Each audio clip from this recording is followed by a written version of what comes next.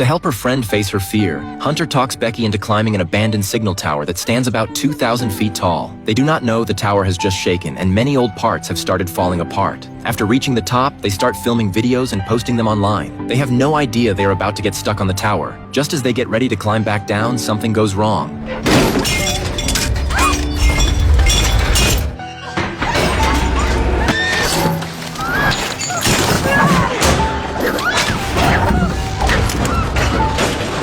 Hunter grabs the rope just in time. Otherwise, both of them would have fallen hundreds of feet to their deaths. To pull Becky back up, Hunter wraps the rope around a pole. She uses every bit of strength she has and pulls like crazy. Becky steadies herself and carefully climbs up. Then things go wrong again. Hunter slips, Becky falls one more time. Luckily, she braces herself with her feet and avoids disaster. After fighting for their lives, Becky finally makes it back to the top safely, but the scare leaves her shaken and unable to calm down. They barely survived. But now they have a new problem. How do they get down? All the ladders on the tower have collapsed. The only place to stand is the signal dish beneath them. Even worse, their phones have no signal at that height. Without a phone, Becky starts to panic. Hunter does her best to calm her down. Then Becky notices a metal box below. Inside are binoculars and a flare gun. With those, their chances of rescue go way up. Hunter uses the binoculars to look around, but there is no one anywhere. Then Becky realizes their backpack did not fall. It is hanging on a lower signal dish. All their supplies are inside. If they can get the water, they might survive until rescue. But Hunter stops Becky. She says there is no need to risk it. They should just wait for help. They wait on the tower for 3 hours. Hunter spots an old RV in the distance. Becky grabs the binoculars, but there is no one around it. Their hope dies instantly. Hunter checks her phone and looks at her old post. Suddenly she gets an idea. She tells Becky there is no signal at the top, but there must be signal on the ground. If they lower the phone, it can send a distress message. They have a rope about 50 feet long. First, they tie the phone to the rope with rubber bands. Then they type the emergency message. Then they slowly lower the phone down. Once it gets signal, the message should send automatically. But the rope runs out, and there is no message sent sound. To help the phone get signal, Hunter risks climbing onto the last ladder. Then she lets go and hangs in the air, thousands of feet above the ground. Even then, the phone still has no signal. Exhausted, Hunter climbs back up. She pulls the phone back and checks it. The message did not send. When they feel totally stuck,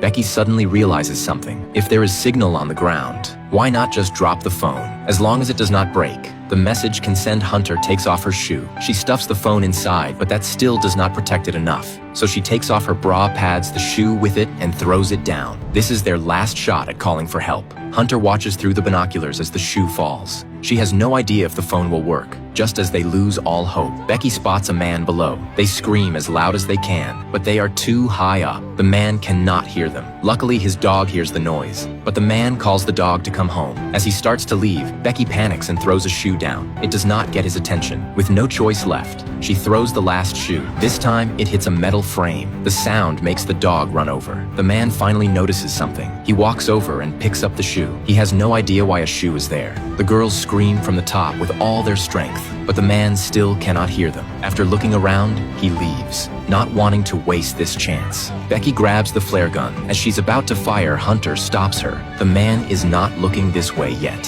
Firing now would waste it. Then Hunter sees the RV again. The man is getting ready to barbecue. She decides it is better to wait until dark. The flare will be easier to see. They wait until night falls. Becky raises the flare gun, but when she pulls the trigger, it misfires. The man is about to go inside the RV. If they miss this chance, it is over. Becky tries again. The bright flare lights up the sky. The man finally looks up. Hunter waves her phone wildly. The people below see the signal. The girls go crazy, cheering, thinking they are saved. But that is not what happens. The man breaks into their car with a crowbar. Seeing this, Hunter starts yelling in anger. The man steals the car and flips them off. The girls are completely crushed. Not only are they not rescued, they also lose their car. Worse than that, they now have nothing left to signal for help. The next day comes, still no rescue. That means the phone must have broken and never sent the message. If they stay up there, they will die of thirst. Hunter suggests climbing down to get the backpack. As long as the rope reaches close enough, she believes she can grab it. Becky does not want Hunter to risk her life, but Hunter has made up her mind. If she does nothing, they will die anyway. After securing the rope, Hunter starts descending. Something goes wrong almost immediately.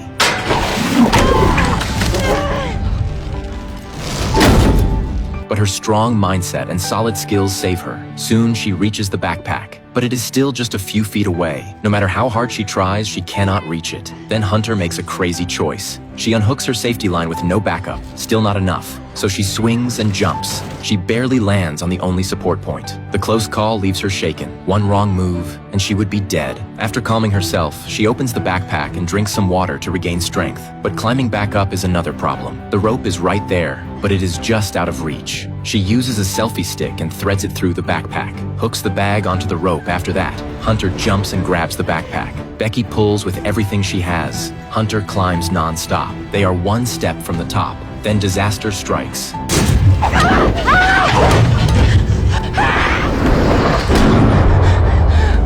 The rope snaps tight. Becky is overwhelmed with fear. She slowly leans over and sees Hunter hanging safely from the rope.